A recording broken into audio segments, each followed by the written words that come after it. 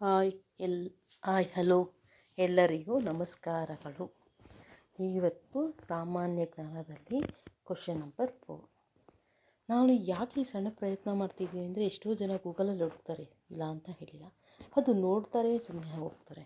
ಅದೇ ಯೂಟ್ಯೂಬಲ್ಲಿ ಕೇಳಿಸ್ಕೊಂಡ್ರೆ ಸ್ವಲ್ಪ ರಿಕಾಲ್ ಆಗ್ತಾ ಇರುತ್ತೆ. ಇಲ್ಲ ಈಗಿನ ಜನ್ರೇಷನ್ ಮಕ್ಕಳಿಗೆಲ್ಲ ಜಾಸ್ತಿ ಯೂಸ್ ಮಾಡೋದು ಫೋನ್.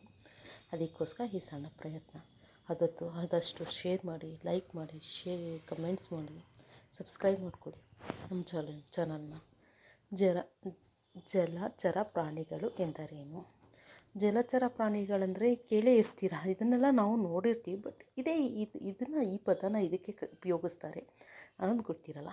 ಜಲಚರ ಪ್ರಾಣಿಗಳಂದರೆ ಕನ್ನಡದಲ್ಲಿ ಜಲ ಅಂದರೆ ಏನು, ನೀರು, ಚರ ಅಂದರೆ ವಾಸ. ಅಂದರೆ ಪ್ರಾಣಿಗಳು ಸಾಮಾನ್ಯ ಅದು ಎಲ್ಲಿ ವಾಸಿಸುತ್ತೆ. ಜಲಚರ ಅಂದರೆ ನಾನು ಈಗ ತಾನೇ ಹೇಳಿದೆ ತಾನೆ, ಜಲ ಅಂದರೆ ನೀರು, ಚರ ಅಂದರೆ ವಾಸ. ಅದು ಹಂಗೆ ಅಲ್ಲಿ ವಾಸಿಸುವ ಪ್ರಾಣಿಗಳನ್ನು ಜಲಚರ ಪ್ರಾಣಿಗಳು ಅಂತಾರೆ. ಅಂದರೆ ಎಲ್ಲ ನೀರಲ್ಲಿರೋದನ್ನು ಮಾತ್ರ ಅಂತಾರೆ, ಕೆಲವು ಇಲ್ಲ, ಕೆಲವು ಬೇರೆ ಇದೆ, ಅದೂ ನೀರಲ್ಲೂ ಇರುತ್ತೆ, ಭೂಮಿ ಮೇಲೂ ಇರುತ್ತೆ. ಅದನ್ನು ಉಭಯವಾಸಿಗಳು ಅಂತಾರೆ. ಉಭಯವಾಸಿಗಳದು ಎಕ್ಸಾಂಪಲ್ಸು ಎಲ್ಲ ನಾನು ಆಮೇಲೆ ಮತ್ತೆ ಇನ್ನೊಂದು ಕ್ವಶನಲ್ಲಿ ಹೇಳ್ತೀನಿ. ತಮ್ಮ ಜೀವನವನ್ನು ನೀವು ಎಲ್ಲ ಹೇಗಿದ್ದೀವಿ? ಭೂಮಿ ಮೇಲೆ ಇದ್ದೀವಿ, ಗಾಳಿಯನ್ನು ಉಸಿರಾಡಿಕೊಂಡು ಇದ್ದೀವಿ. ಅದೇ ರೀತಿ ತಮ್ಮ ಜೀವನವನ್ನು ಸಾಮಾನ್ಯ ಎಲ್ಲ ಬಹುಪಾಲು ಅಂದರೆ ತುಂಬ ಹೊತ್ತು ನೀರಿನಲ್ಲೇ ಅಥವಾ ಸಂಪೂರ್ಣ ನೀರಿನಲ್ಲೇ ಇರುತ್ತೆ. ನೀರಿನಲ್ಲೇ ಅಂದರೆ ಸಮುದ್ರ, ಕೆರೆ, ನದಿ, ಕೊಳವೆ ಇತ್ಯಾದಿಯಲ್ಲಿ ವಾಸಿಸುತ್ತೆ. ಈ ಪ್ರಾಣಿಗಳು ಸಾಮಾನ್ಯವಾಗಿ ನಾವು ಉಸಿರಾಟವ ಥರನೇ ಅವಕ್ಕೂ ಉಸಿರಾಟೋದು ಶ್ವಾಸಕೋಶಗಳು ಇರುತ್ತೆ. ಅದು ನೀರಿನಲ್ಲಿ ಯಾವ ಥರ ಉಸಿರಾಟ ಮಾಡಬೇಕು, ಅದು ಶ್ವಾಸಕೋಶ ಹೊಂದ್ಕೊಂಡಿರುತ್ತೆ.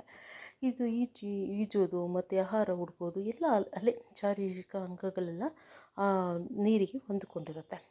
ಜಲಚರ ಪ್ರಾಣಿಗಳಲ್ಲಿ ಮುಖ್ಯ ಲಕ್ಷಣಗಳು ಉಸಿರಾಟ. ಹೆಚ್ಚಿನ ಜಲಚರ ಪ್ರಾಣಿಗಳು ನೀರಿನಲ್ಲಿ ಕರಗುವ ಆಮ್ಲಜನಕವನ್ನು ಉಸಿರಾಡಿಕೊಂಡು ಆಕ್ಸಿಜನನ್ನು ತಗೊಂಡು ಕಿವಿಗಳ ಮುಖಾಂತರ ಉಸಿರಾಡ್ತಾ ಇರುತ್ತೆ. ಉದಾಹರಣೆಗೆ ಮೀನು ಮತ್ತು ತಿಮಿಂಗ್ಲ, ಡಾಲ್ಫಿನ್ಗಳು.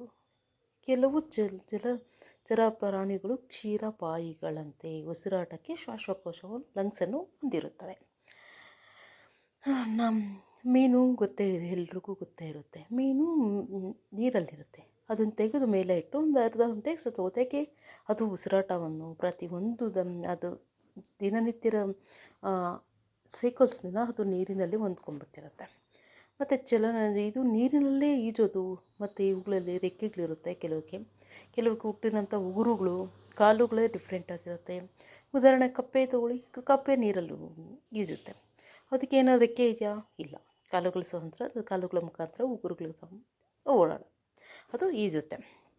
ಮತ್ತು ದೇಹದ ರಚನೆ, ಇವುಗಳು ನೀರಿನ ಪ್ರತಿರೋಧನವನ್ನು ಕಡಿಮೆ ಮಾಡುವಂತೆ, ಅಂದರೆ ನೀರಿನಲ್ಲಿ ಯಾವ ಥರ ದೇಹವನ್ನು ಹೊಂದ್ಕೊಂಡಿರುತ್ತೋ ಆ ಥರ ವಿನ್ಯಾಸಗೊಂಡಿರುತ್ತೆ. ಪ್ರಮುಖ ಉದಾಹರಣೆಗಳು, ಇವುಗಳಲ್ಲಿ ಉದಾಹರಣೆಗಳು ಏನಂದರೆ ಮೀನುಗಳಲ್ಲಿ ಎಷ್ಟು ಥರ ಇದರಲ್ಲಿ 3 ಥರ ವಿಂಗಡಣೆ ಆಗಿದೆ. ಯಾವುದರಲ್ಲಿ? ಜಲಚರ ಪ್ರಾಣಿಗಳಲ್ಲಿ. ಮೀನುಗಳು ಸ್ವಲ್ಪ ಶಾರ್ಪು, ರೇ ಫಿಶ್ಶು ಈ ಥರ ಇತ್ಯಾದಿ. ಕ್ಷೀರಪಾಯಿಗಳು ಅಂದರೆ ಡಾಲ್ಫಿನ್. ಕ್ಷೀರ ಅಂದರೆ ದೊಡ್ಡದು, ಅಂದರೆ ದೊಡ್ಡದಾಗಿರೋ ಕ್ಷೀರಪಾಯಿ. ತಿಮಿಂಗ್ಲ, ಡಾಲ್ಫಿನ್ನು, ಶೀಲ್. ಮೃದ್ವಂಗ ಹಾಗೂ ಕಠಿಣ ಚರ್ಮ. ಅವುಗಳಲ್ಲಿ ಮೃದುವಾಗಿರುತ್ತೆ ಮತ್ತು ಕಠಿಣವಾಗಿ ಕೆಲವೊಂದಿರುತ್ತೆ. ಅದರಲ್ಲಿ ಎಕ್ಸಾಂಪಲ್ಲು ಹೇಡಿ, ಎಷ್ಟು ಗಟ್ಟಿ ಇರುತ್ತಲ್ವ, ಸಿಗಡಿ. ಆಮೇಲೆ ಅಷ್ಟಪದಿಗಳು, ನಕ್ಷತ್ರಗಳು ಮತ್ತು ಮೀನುಗಳು ಇತ್ಯಾದಿ. ಅದೇ ಗಮನಿಸಬೇಕಾದ್ರೆ ಈ ಕಪ್ಪೆನೂ ಇರುತ್ತಲ್ಲ, ಕಪ್ಪೆನೇನಂತಾರೆ? ಕಪ್ಪೆನ ಏನಂತಾರೆ? ಇದು ಕಪ್ಪೆ ಉಭಯವಾಸಿನ ಇಲ್ಲ ಇದು ಜಲಚರ ಪ್ರಾಣಿನ? ಕಮೆಂಟಲ್ಲಿ ತಿಳಿಸಿ.